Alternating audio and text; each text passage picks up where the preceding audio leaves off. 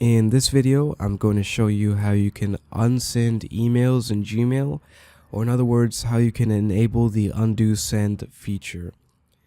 So to do this, all you have to do is click on the gear icon in the top right of your screen, go to settings, and then you'll notice there'll be an option to undo send. You're going to go ahead and check that box that says enable undo send, and then it's going to give you an option to change the cancellation period.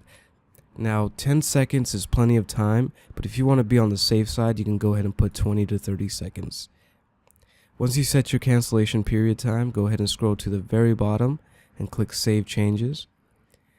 And now you have the undo send feature enabled. Now I'm going to go ahead and show you how to use this feature. So what I'm going to do is I'm going to send a test email to myself,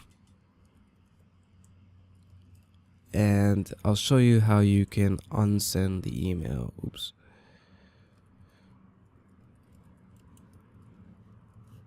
Alright, so I have my email here. I'm going to go ahead and click send. And you'll notice after the message is sent, there's this undo button here at the top of my screen.